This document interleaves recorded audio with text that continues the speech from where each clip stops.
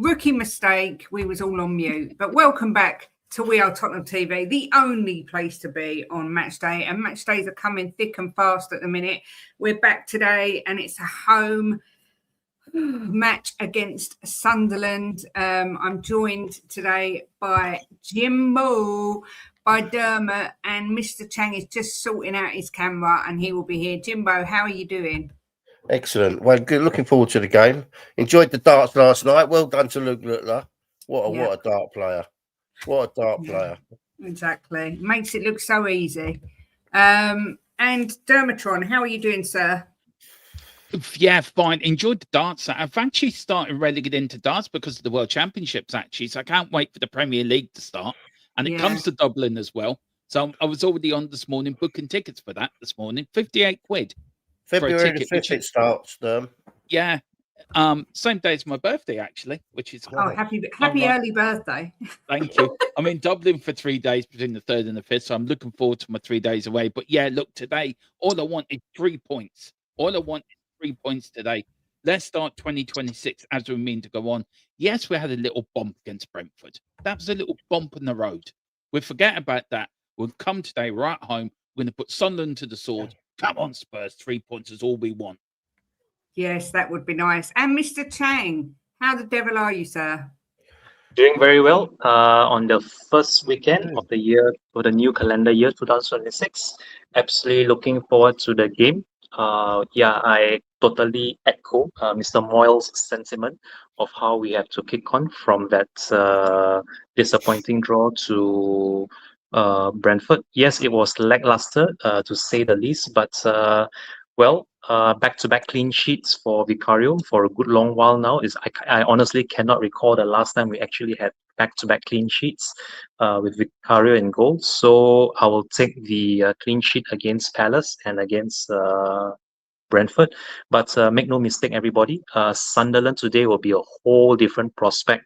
We saw how they were able to keep their own clean sheet against City only a few days prior to this afternoon's game. So let's keep up the optimism, keep up our enthusiasm, but at the very same time, we shall not look down on Sunderland at any cost. And without further ado, back to you, Miss Kate. Let's get this first pre-match pump up of 2026 on the road.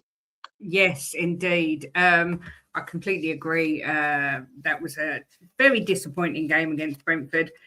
Sunderland, 9 points from 9 away games, so they're averaging a point per away game. Spurs 2 wins in 9 games at home, Burnley on the opening day and Brentford last month. Only Burnley, West Ham and Wolves have taken fewer points at home. So it's a daunting task.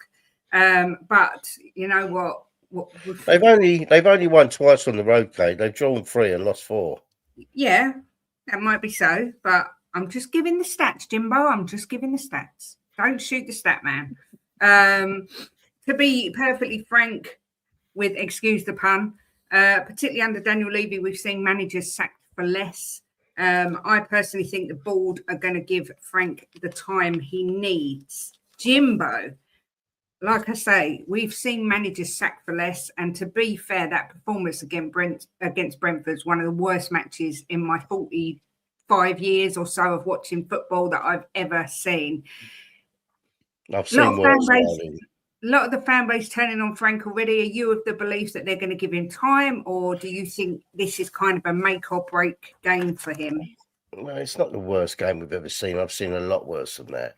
Well, I'm talking about myself. You're not me. Yeah, but in 45 years of supporting Tottenham or whatever it is, you've seen worse games than that. Of course you have. I said one of the worst games.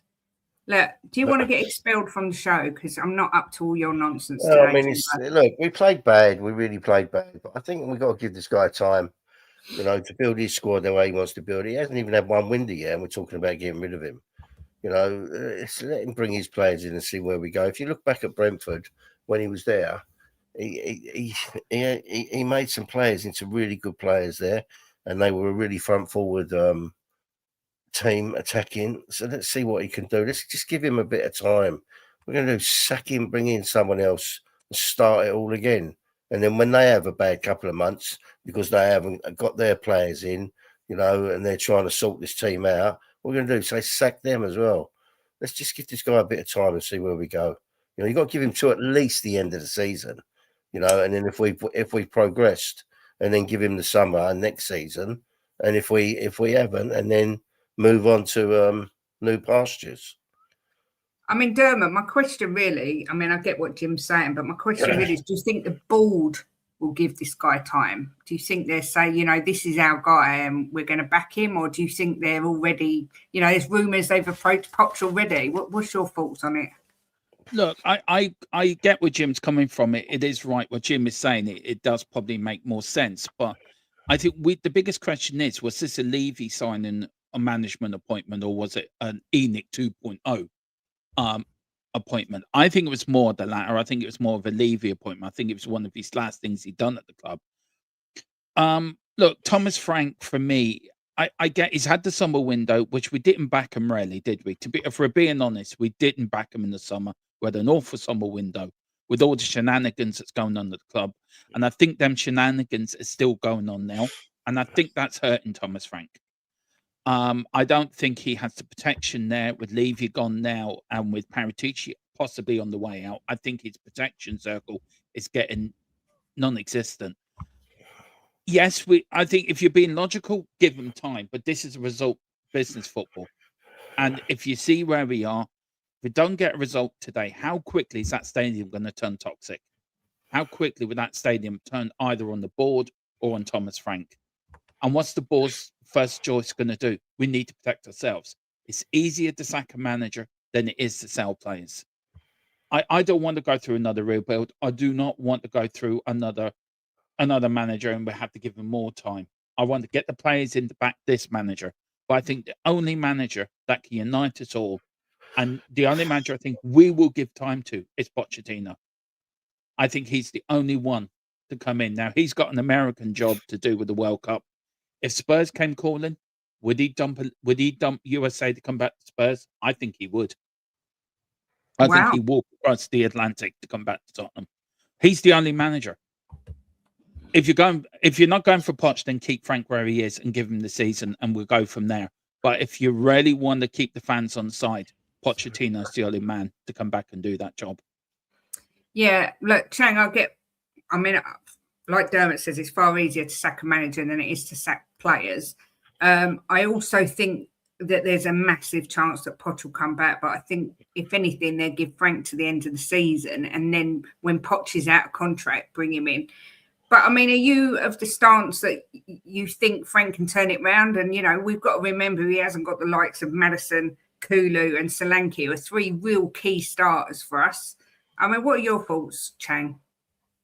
My thoughts is the same as back when Ange was still with us, even when we were floundering at the bottom half of the league last season. I mean, just so long as he's on board and he's given ample time to try and turn it around, I'm fully behind him. Let's not forget the whole debacle surrounding Morgan Gibbs-White and Eze, two targets of which we were given the here we go by Fabrizio Romano, only to then be either turned down in the case of Morgan Gibbs-White, or to be gazumped by another club, much like Eze chose Woolwich over us.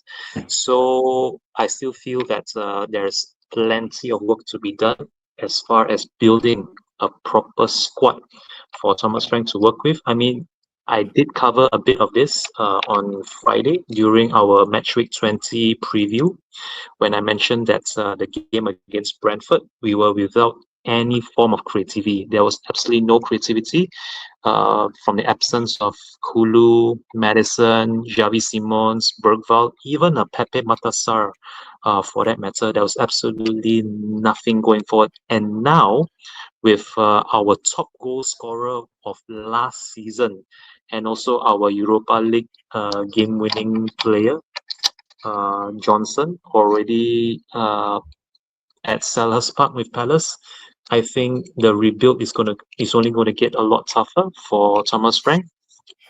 I really do hope that whoever replaces Brennan Johnson is a first-team starter the kind of player whom we would very much like to have if it was someone like a Morgan Gibbs-White or an Eze. And I honestly think that unless the board themselves are serious, which I really do hope they are, with the resignation of Levy and also this new appointment of that former Arsenal CEO Vinay, that we do spend wisely this month, because if reports are to be believed, I believe we were promised something like £100 million in transfer kitty a few months back for this particular window. So let's see whether any of that is spent at all. But until such time that Thomas Frank is properly back, I think it is far too early and a bit of a knee-jerk reaction to just fire him so soon and get someone else in before he's even had time to stamp his mark on his squad. Having said that, though, I still feel that today's game is a very critical game. I'm not going to go into predictions or even scores yet, but I think it's very important that the players themselves show enough of a fight and attitude to warrant that they are behind the manager. Give us something to shout about. Give us something to have that belief that there is something to look forward to in the next match, be it a domestic league game or even the Champions League. So let's give Thomas Frank ample time, preferably to the end of the season, and we'll see how this particular January transfer window shapes up. Having said that, back to you, Miss Kate. Okay, Yeah. I agree with all that Chang said there, apart from Johnson. Right, he was dead wood. He wasn't playing. He was getting 5 minutes here and there. I'm not being horrible to the guy, right?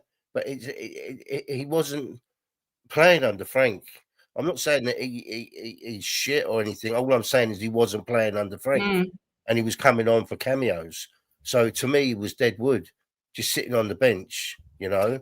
I'm pleased with the guy because I think he was used as a massive scapegoat for Tottenham fans. Yeah. Whenever we lost, it was, well, Johnson done nothing. And I think he was unappreciated by Spurs when you look at what he did under Ange. But I think it's a good move for all parties, providing we bring in a better replacement. As always, it's like anything. Yeah, but it puts money in the pot, and it is. Yeah, I look, 35 million deadwood, and MD, you're right, because I'm not saying that he's a deadwood player. What I'm saying is he was just sitting on the bench and he wasn't getting to play. He wasn't starting him at all, was he? He started once in the blue moon, so he was getting 10 minutes here or there. So to me, it's just a waste to have him. Let him go and play his football. And look, we've got to be appreciative of him, because there's a chance we would have gone down without him last season, without his 18 goals. 16 or 18 goals, whatever he got, and the cup final goal. So, but I don't mean to be derogative to him. What I'm saying is he never got the chance under Frank. So why would he stay? There's no point in him staying there. The team is actually out. It's just come out nice and quick. And this is the lineup for you today. We've got Vicario, we've got Richarlison, we've got Tell starting today. I assume on the I was going to say on the left, but we've got Odebert starting as well. Anyway, we've got Richarlison, Tell, Gray, Romero, Kudus, Porro, Odebert, Bentancur, Davis, and Van de Ven. So you've got no Spence. You've got no. What's he changed? Wow. Sorry, it's took me by surprise. First time I'm seeing it as well. I was thinking maybe giving Van de Ven a rest, but Van de Ven's there as well. On the bench, we've got Kinski, Dragusin, Danso. Paulinho doesn't start. Bergvall makes it to the bench, which is positive. Spence, Moani, Scarlett, and Williams. Barnett gets a place on the bench. Dermot, what's your first thoughts on that lineup? It's attacking. It's not so defensive as it was against Brentford. I see putting Kudus in the middle and putting Tell on the left and Odebert on the right. Do you know what?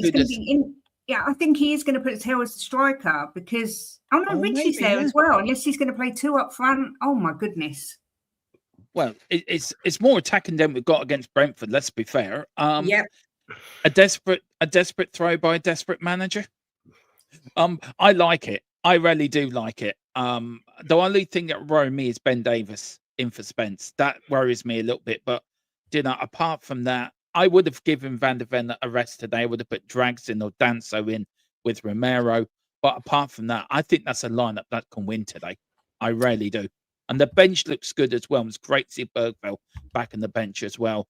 But yeah, for me, that's a lineup, Kate and Jim and Mr. Chan, that can really go out and get 3 points today.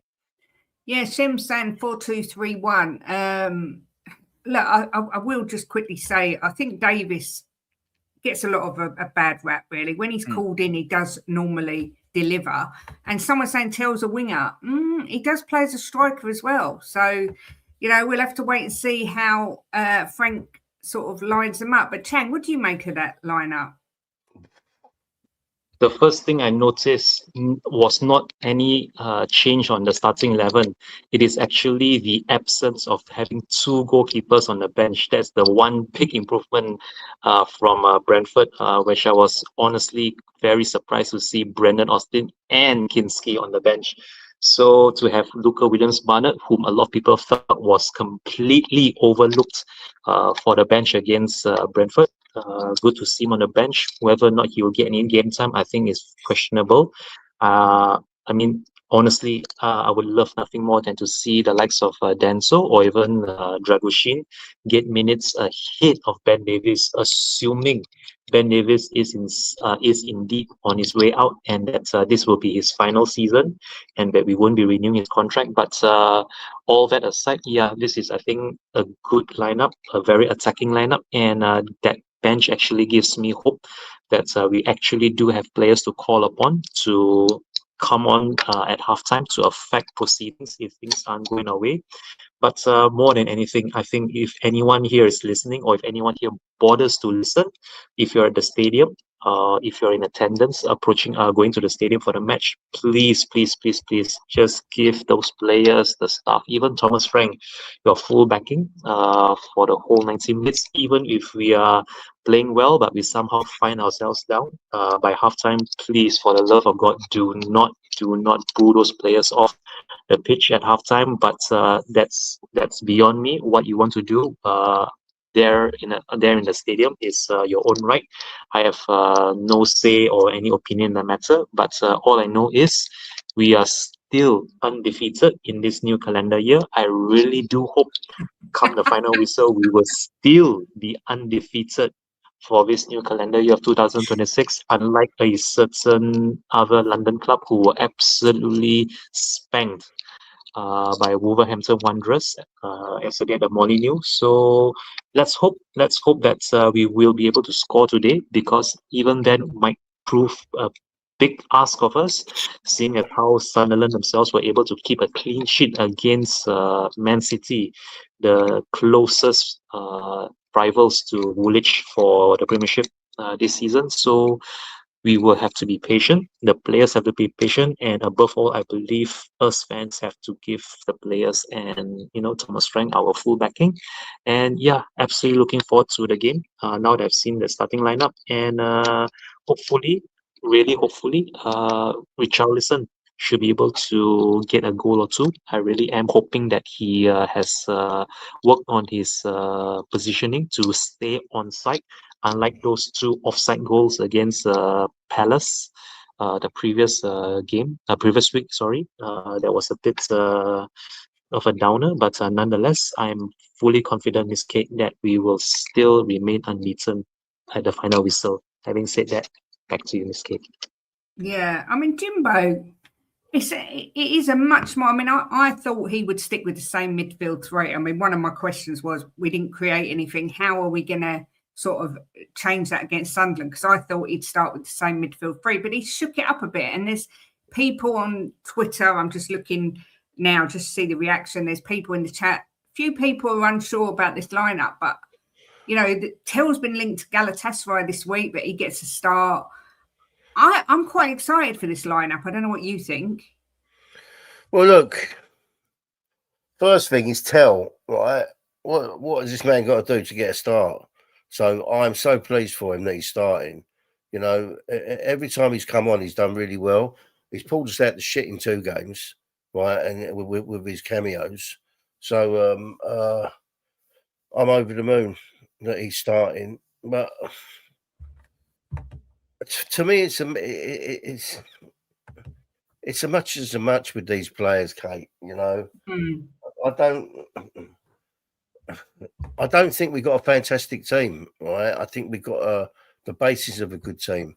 So for me, it doesn't really matter what players you put in, as long as it's like all balanced, because I don't think there's a lot of difference between a lot of them, you know. So I mean, look, Davis. So I saw someone put the Sunderland wingers are going to roast him, but Davis has got a lot of experience. He's very astute, is that the word? He still plays for his country. He's got a good football brain, so I don't worry about Davis. I've seen people say it before when he's come in, and he's been one of the best players on the pitch. So look, let's just see what this team can do. It's down to us if we win or not. It is, because if these guys fight, right, we're a better team than Sunderland. If these guys fight and put their heart into it, we will win it. They've got to go in and win, which they didn't do against Brentford. Win the 50-50 balls. You know, they won 20% of 100% of the 50-50 balls.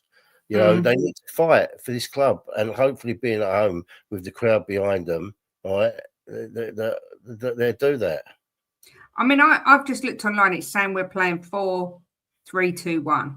So Richarlison up top, Odegaard and Tell on the wings, Kudus just behind them, then Gray and Bentancur in the middle, Porro, Romero, Van der Ven and Davis as left back. So, look, I'm glad he's trying something different. I mean, I released a video on that, Shem, because I kind of agree, and I think we discussed this on a pump up as well. It's very difficult to leave Richarlison out at the minute because he's the one that's scoring the goals. I know that we've had some offsides go against Richarlison, and that is very frustrating. However, yeah, but you're not talking like he's been a foot offside or a yard offside. You're talking millimeters, Kate. You know, there was one of them. It was so minute. You know, it was unbelievable. So he's gone from a player that we all wanted to. We was like panicking when he was getting picked, to a player now that if he's not picked, you're thinking who's going to score the goals. Yeah, that is true. Whoever's in the number 9 position is most likely to score. But I just think we've got to give a little bit of credit to Richarlison. But look, Dermot, Frank's keeping the faith with Archie Gray. I mean, how pleased are you to see get him? You know, we always moan that they don't get a run of games. How pleased are you to see him in the starting lineup? I'm over the moon. I like Archie Gray. I think he's great talent. He's got a great future ahead of him. And look, and he got a bit of abuse as well from the fans. And I think that was very unfair too on him, because he's been one of the few players for me that tries 90 minutes. He gives it his all. Good, bad, or indifferent. He's there giving it his all. And I like it. And I think it's great that Frank's been giving the younger players more of a run. I agree with Jim. Tell as well. He deserves his start today as well. Hopefully he can now put a few runs together now and make it his place. He needs to earn his place today. And if he can do that, then hopefully he'll be in now for the next few games. But Archie Gray, I'm surprised he's playing today. I thought he might need a rest, but he's young. He's hungry and he wants to prove people wrong. I will give him a rest on Wednesday against Bournemouth away. But today, over the moon, he's playing. I like him. I really like Archie Gray. And he comes from great stock as well. He comes from that Gray dynasty that they're all very good footballers. So I'm delighted. Over the moon. I'll tell you one thing, Kate. If these boys ain't up for this, right, and they're not fighting for every single ball, we won't win it, because Sunderland will fight. Yeah, they will. To the death to win every single ball. So Tottenham have got to do the same thing. I mean, Sunderland haven't beaten us at home in any of the last 13 meetings in all competitions. The last time they beat us was in 2010 when Darren Bent scored a brace for them and we missed a penalty. So bookies have got us as massive favourites at 4-5, Sunderland 18-5 and draw at 9-4. Mr. Chang, I was going to say to you something. Oh, I know what I was going to say to you. I need to write things down. My menopausal brain is useless. I was a bit concerned. Odegaard came on against Palace, looked electric, literally really sparked something in the Tottenham team. Then we started him against Brentford and he was poor. And that's not just digging him out, because everyone was poor. And I was worried that we might get into a situation where he becomes like another Brennan Johnson, where he's only really useful as a super sub.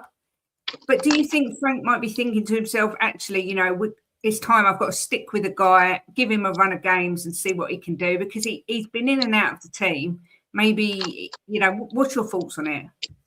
I mean, honestly, if there's one thing any manager in his right mind would do, especially if he's taking charge of a new team for the very first time, trying to get that first season out of the way, the one thing that you will want to rely on is your starting 11, or rather, should I say, your regulars. In this case, I think Thomas Frank, by now, after half a season, after 19 games already, we're already at a halfway point. Today is match week 20.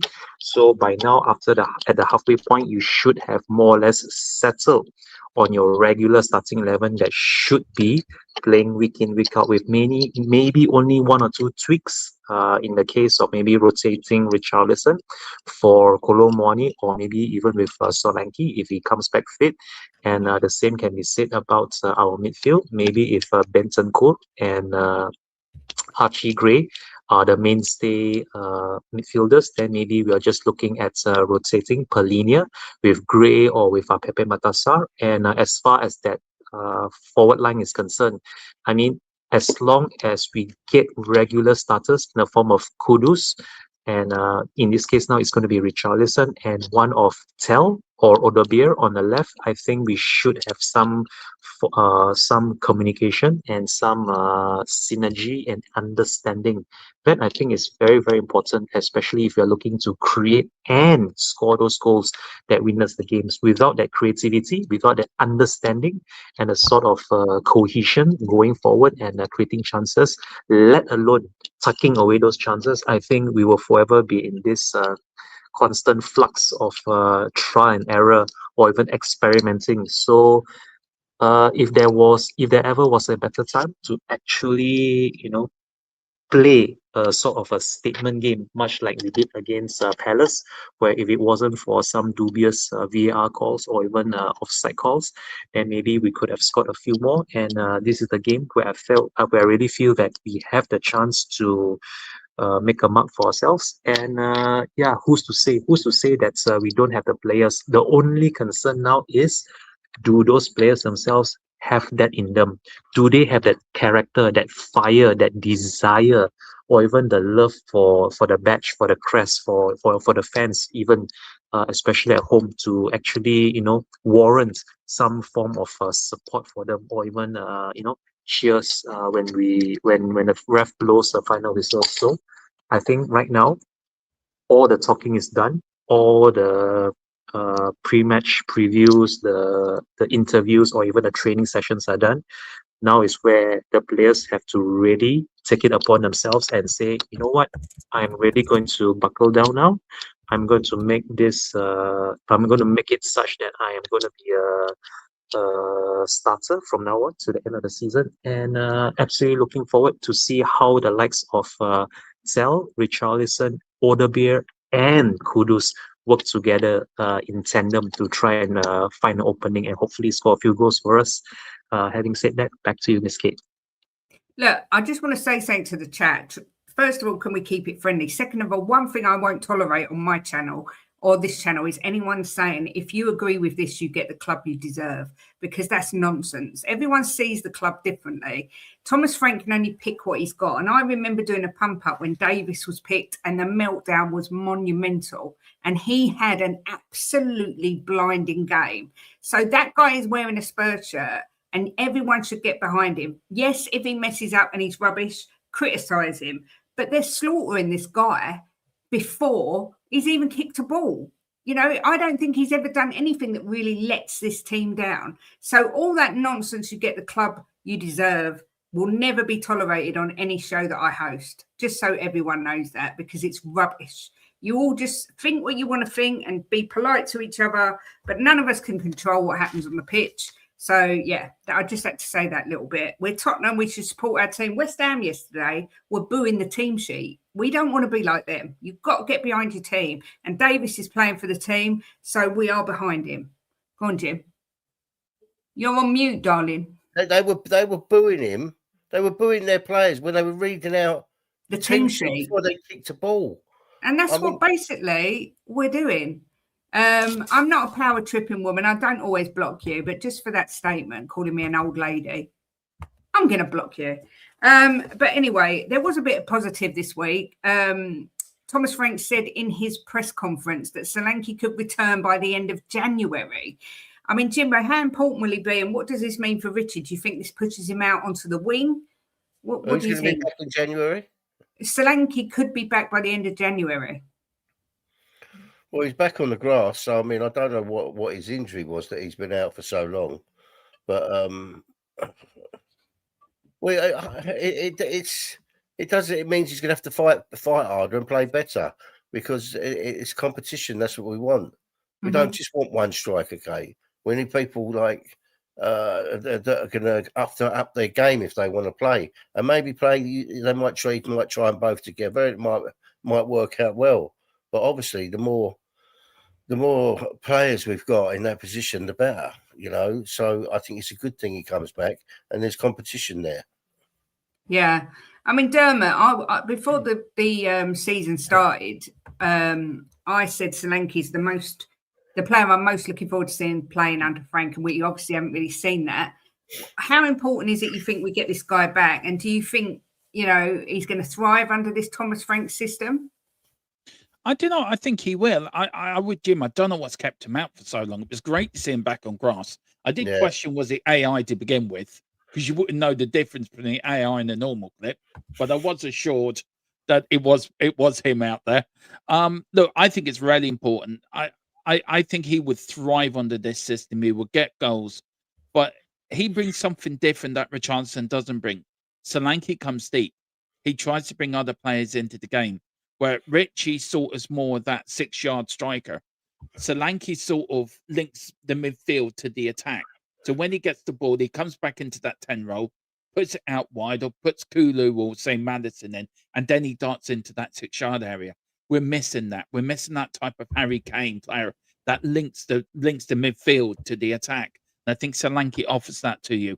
The sooner he's back, the better. And he'll probably feel like a new signing to us fans. Because he's been out that long, it'll probably be like a new signing. So, yeah, I'm looking forward to him coming back. I'm still a bit underwhelmed by him. I don't think he's the striker we need, but I think he's the striker that the squad needs going forward. Yeah, I agree. I think his hold-up play has been missed massively. Boldron, thank you very much for the super chat. Says, great panel today. Mr. Chang is so insightful. Mr. Chang's always a popular addition when he makes his appearances on the pump up. But thank you on behalf of Ben and Sim for the super chat. Mr.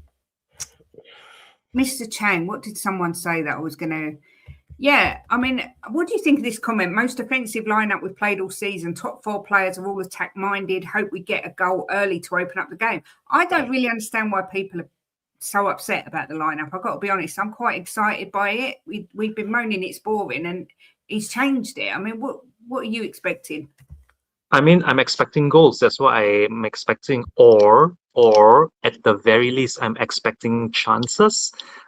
We did discuss a bit about our XG against Brentford, and with that front 4, Richarlison, Kudus, Odegaard, and Tel. I mean, short of maybe a Xavi Simons, a proper and fully fit and fully integrated Xavi Simons in our starting 11, I think that's as good as we're going to get out of the current players, that is, out of our current crop of players, barring maybe Solanke as another option, or even a Kolo Muani, who can even show us a glimpse of the brilliance that he was in that game against Monaco. I believe that this is a team that is capable of creating chances, even scoring a goal or two. Let's just hope that they don't leave the goals too late. And as far as the starting 11 is concerned, I fully get why there are fans who think that it is pointless to have someone like a Ben Davies who is running down his contract in a few months' time, when we have Denso and Dragushin on the bench to call upon. But if there was one thing that we've learned over the past years, especially with teams under Conte or Mourinho, or even under Big Ange for that matter, experience counts. Experience really counts, and this is the one game where we need that experience to sort of give some sort of stability and level-headed defending at the back. Yes, I'm glad Romero is back from his ban, and I hope Xavi Simons isn't too far behind as well. But I think right now, more than anything, us fans, especially those who are there in attendance at the stadium, when those players are called out, please, for the love of God, do not on and in any form, shape, or way boo Ben Davies. He has been, I think, he's currently the longest serving player in our squad now that Son has departed. So show him the level of respect that he deserves, and you never know, he might just even turn in a man of the match performance, assuming that he can last the whole 90, which I really do hope he does, because when he came on, I believe it was that game, I can't remember which game it was, that we were 2-0 down, and somehow or other Thomas Frank brought Ben Davies on to hold on to the 2-0 deficit. That or something along those lines. So yeah, this is the one game that I'm really hoping that Ben Davies proves his worth and shows why he's someone that can still be relied upon, and why we kept him on for that matter, even though he's approaching 33 now. So let's give those players our full support, and all the very, very best, I would say, to Richarlison, Kudus, Odegaard, and Tel, as far as creating chances is concerned. If they can even do half as good as they did against Palace, you can bet your bottom dollar the goals will surely come. Having said that, back to you, Miss Kate. Yeah, I agree, Shane. This is the Sunderland lineup. They've got Rofes. I don't know how to say his name, but he was their new goalkeeper, and he's doing a grand job. They've got some funny names. Talk about test me. Gertruda, Mikiel, I'm probably saying these all wrong. Alderet, Sirkin, Hume, Xhaka returns to Tottenham. Boo. Lafay, Adingra, Mayenda, and Robbie. Sunderland are the best performing newly promoted side since Hull in 2008. A few people in the chat said it. They're very pragmatic, and they also tend to stick with the same 11, something that Tottenham definitely do not do. I mean, Jimbo, looking at that lineup, there's a lot of players there that I, for one, don't really know anything about, but Xhaka has been an outstanding signing for them. I mean, I always rated him at Arsenal. It's going to be interesting to see how he and Romero get on, because they're both quite hot-headed. Someone's put that's one of my favourite bits and all. Sirkin, I like him as well. Look, they're a hard-working team, right? This is what, someone's just put very physical, right? They're a hard-working team. They're very physical, right? This is what I said earlier. This is going to be a game where Tottenham have got to be up for it, and they've got to fight for every single ball, right? I expect us to win if they do that, right? Because we've got the better technical players, and I just think that we are, man for man, a better team than them. But they're going to be they're like Leeds. They will work their arse off. They will fight for everything, right? And they will just keep going and going and going for 90 minutes or 95 minutes, whatever, however long the game is. So Tottenham have got to do the same thing. And if Tottenham drop off and don't do that, and then I don't think we'll win this game. But if Tottenham do fight for every ball, right, and put everything into it, I expect us to win this game. Yeah, I mean, Dermot, anyone there that particularly worries you, or anything you've seen of Sunderland this year that sort of makes you a bit concerned? Yeah, the one thing, they're very, as Jim said, hard working, but they just keep for 90 minutes. They don't give up. And if we don't start well and they sort of smell blood, they will go in for you. They've got nothing to lose, have they? They're a promoted side that they're doing extremely well in the Premier League. They've got a good point at home to Man City on New Year's Day, which nobody expected them to. So this is a team not to take lightly. We can't turn up today and just say, "Oh, don't worry, guys, it's only Sunderland." We can't do that. And if we do that, we will lose. We got to go out there today and match them man for man, player for player, 19 plus minutes, keep it on. is what Jeremy O'Hara said the other day. If you lose the ball, go in again, fight. If you lose the ball, go in and fight. Press them, keep the pressure on them. They're not, you know, they may be in the Premier League, but they're not Premier League players. Tottenham are. Tottenham have got internationals in the side. They've got proper Premier League players, really good players. Keep the fight, press like hell. If they make a mistake, press again. If they make a mistake, press again. Because if you keep pressing them, put them under pressure, they will make mistakes and we will get a goal. But if you turn up today and give Sunderland respect and give them the space and the time to play their football, they will win. That's the one thing that worries me. If we don't start well and they smell blood, they will go for it. They will go for the jugular. Go on, Mr. Chang. Sorry. Okay, very quickly, I just need to add two very quick things, two very important points that Mr. Moyles brought up earlier. The first thing is that starting the game well. I'm sure all of us still fresh in our minds the disastrous first 5 minutes against Fulham, where we shipped 2 goals, 2 easy and soft goals against for them. In those opening 5 minutes to Fulham on a Saturday afternoon. And I really do hope that nothing of that sort happens today.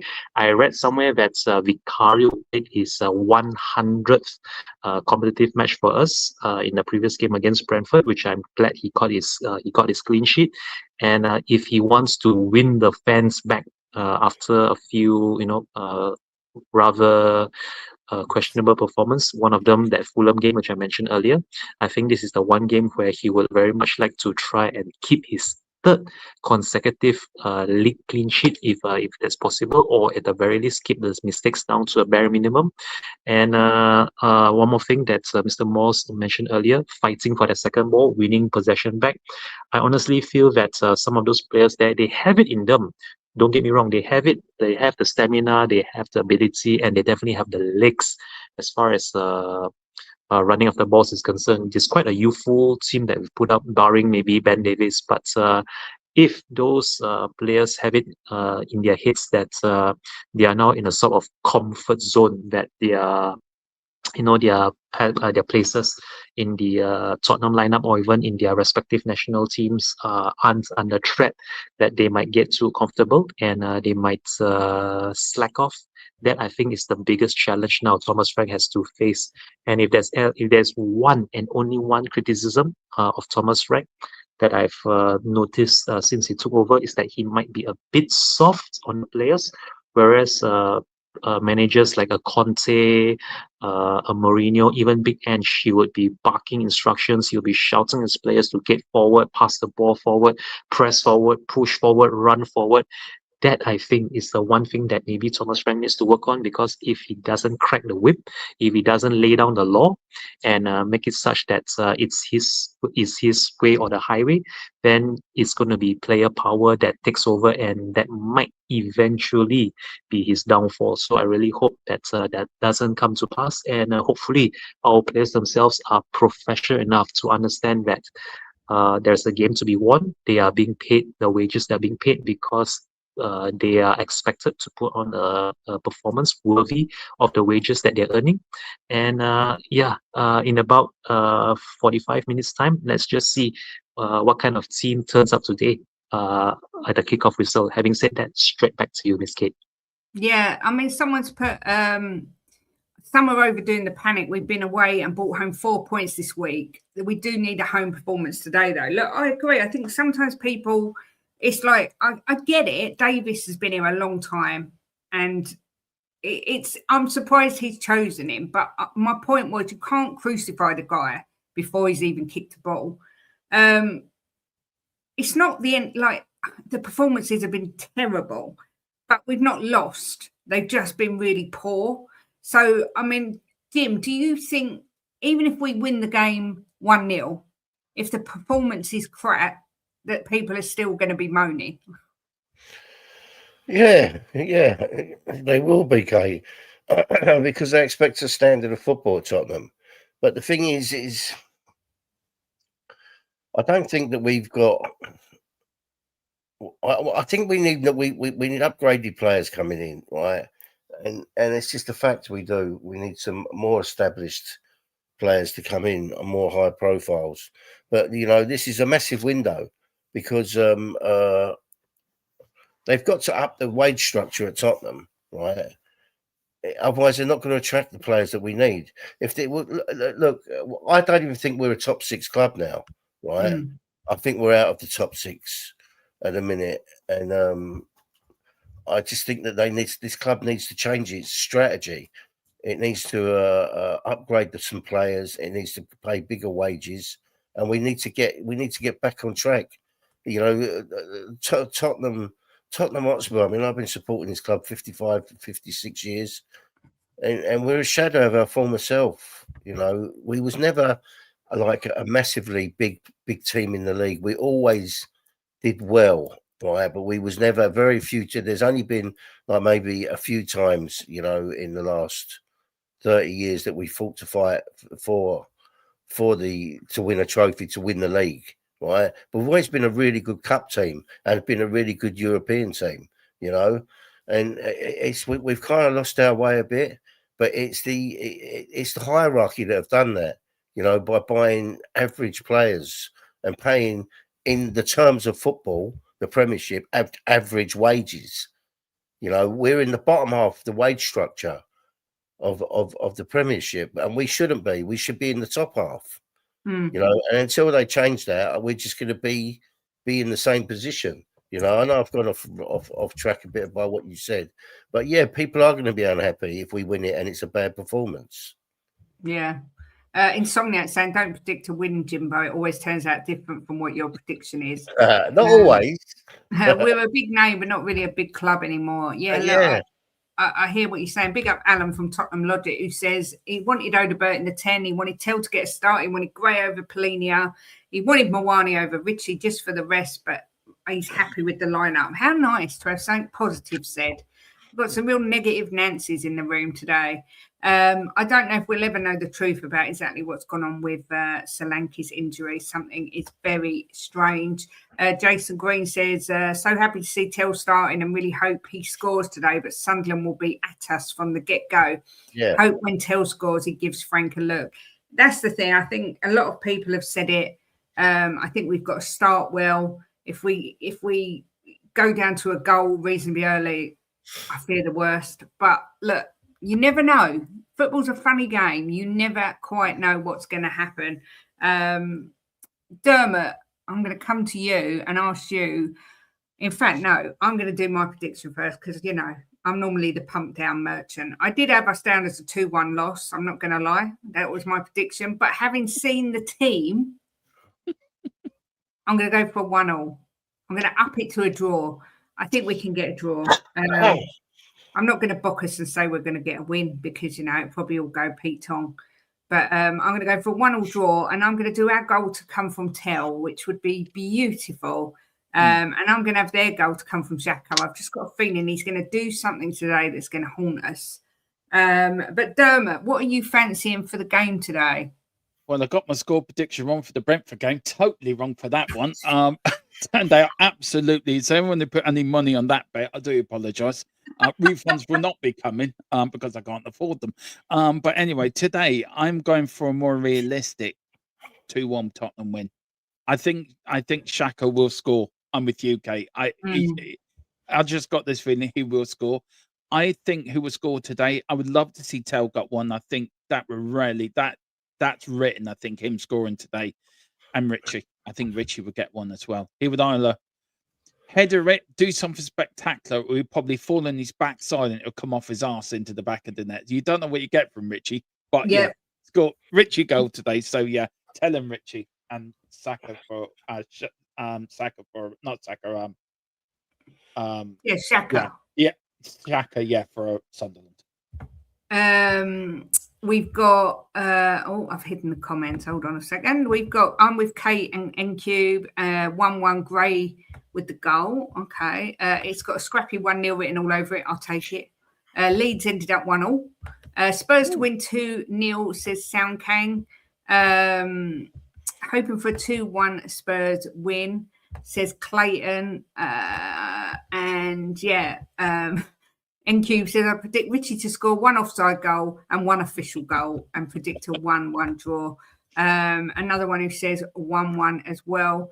I do agree with what Paul Wiley says here. We don't have that natural match winner. Had Berbatov, Keane, Defoe, Harry, Bale, Pochad, Kane, Son, Ericsson, Frank, nobody, some guys who have their moments. Yeah, look, and that's not Frank's fault. Let's hope the board back him and give him that bit of quality, because Tottenham have always had that one player who you knew could come on and change it completely, and we just don't have that. But look, we'll have to see what the January transfer window brings. Jason Green says 2-1, Tell and Richie goals. Yeah, look, we've still got people moaning about Ben Davis. Let's wait and see what happens before we crucify the poor sod. Mr. Chang, what do you see the score and scorers being today? Well, I just got the good news that I got my first correct prediction of match week 20 with the Leeds United and Manchester United game finishing 1 apiece. So I really am hoping that I can get another correct prediction. This time with us coming out 2-1 winners over Sunderland. I mean, it's almost scripted and written in the stars that Xhaka would score the goal for Sunderland against us. I just hope that we have something in reply to that, if that does come to pass. And I would love nothing more than to have another Richarlison goal if that's on the cards. I mean, he was robbed of 2 goals by VAR on our away travels at Selhurst Park against Palace. So 1 for him and 1 goal for either Kudus, Odebeer, or Tell. I couldn't care less. I might even give the goal to Ben Davies just to shut up the haters and put some respect on his name, which I think is That'd long be overdue. brilliant if he scored. But Ben Davies yeah, with a I mean, I totally hear you. Can you imagine this? Can you imagine the limbs? Imagine the limbs in that stadium. If you remember, I can't remember. Was it was it Southampton or one of those teams? Very early on during Big Angel's first season when we went on that 10-game unbeaten run. We were 1-0 down and then we equalized before Kulusevski netted the winner right at the very death. If Ben Davies were to do something similar today, right at the very death to get us that 2-1 win, regardless of the performance, I think it will go a long way to justifying his inclusion, even his starts in the starting lineup. And yeah, I already mentioned it more than once, and I think I'm going to sound like a broken record at this point now if I just keep on, banging on about it. But support those players; they are there for a reason. They are still, on their wages for the purpose that they have been brought in and retained. Unlike say someone like Brennan Johnson, whom I totally agree with Mr. Boxer with what he said earlier, that if he's being wasted on a bench and that's there's a dead wood there costing us money, then sell him and hopefully we bring in someone better. But until such time where we do bring in someone better, let's just give those players out there our full support and come on, you Spurs. Having said that, I'm sticking with my 2-1 prediction, Miss Kate, and I'm hoping Richarlison gets 1 goal and another goal to be shared by any of our other forwards, be it Odebeer, Tell, or Kudus. Having said that, back to you, Miss Kate. Yeah, look, whatever the win comes, whoever scores, let's just hope for those 3 points. But it would be beautiful if Davis could get the win. He would be Saint Ben of Davis land. Jimbo, what are you saying for your prediction today? Well, first, I want to say that I just see Frank Lampard, right? Since he's become a football manager, he's losing his hair. And he's aged 20 years. I know. Oh, my God. He's losing his hair as well. Mm-hmm. It's unbelievable what a football manager does to you. Right. I'm going 2-0 Spurs, and I've got Richie to score a double. Excellent. So you're going for another clean sheet? I think it'd be the 3rd clean sheet on a row. Perfect. That'd be nice. Mr. Chang, what's going on with you over at Spurs Diehards TTID? Okay, so I'm told that there would be a post-match review later on tonight from 9 p.m. I think, or 9:30 thereabouts. Mr. Ian Neff and Mr. Adrian Stroker, they'll be hosting as usual, and I really do hope that they have something positive to be discussing after the match. And really looking forward to rejoining Spurs diehards, because it's been a good long while since I've been had the time and the pleasure to do that, because the timing just isn't suited for my current job away from home. But I really do hope that they will have something positive to be discussing in the the post-match review, and that will be later on tonight from 9 p.m. onwards. Having said that, thank you so very much for having me back here on the Spurs pre-match pump up. It's always a pleasure and an honor to be back here on We Are Tottenham TV, and let's kick off this new 2026 year with a bang biscuit. Having said that, thank you again, and come on, you Spurs. Thank you very much for coming on as always, Chang. Make sure you go over and sub to Chang and the others at Spurs Diehards. I'm not actually sure he's on the watch along. Nobody's told me, but I would imagine Brian Daigle's there. I don't know who else. Dermatron, what's happening over at THFC till we die? Yeah, we've got the watch along today, and then we've got After the Whistle at 5:05, and then tomorrow we've actually got a lovely show coming up about Poch. Actually, talking about is Poch the man to unite the fan base? So we're going to talk about that tomorrow, because I've got a little bit of news on about Thomas Frank. Also, we are in advanced talks to sign Paquetá from West Ham. Now, nothing's been agreed yet. It is a £26 million bid Spurs to put in, and I'm yet to hear if it's been accepted.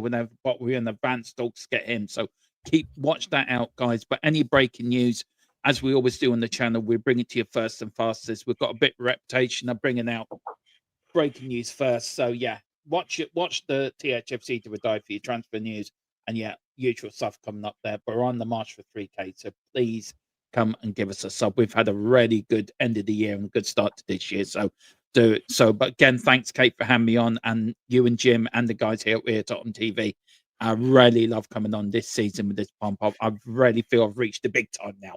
I've reached the mothership. But yeah, do like here as well.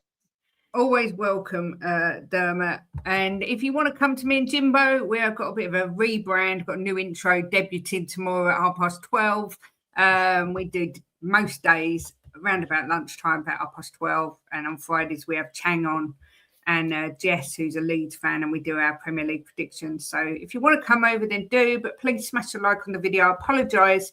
There's been quite a bit of negativity today, but you know what? I get it. People are frustrated. I just think sometimes there's no need to be rude to anyone else. I think 2026, if we all try and be a little bit nicer, then the world will be a much better place. And at the end of the day, it is only football. It is only football, let's be fair. But enjoy the match, everyone. Get behind the boys. We will be back. I can't remember who's on the panel, or even if I've sorted it yet, but we'll be back 6 o'clock, I think it is, on Wednesday for the kickoff against Bournemouth at 7:30. Enjoy your day, enjoy the match, stay positive, and as always, come on, you Spurs.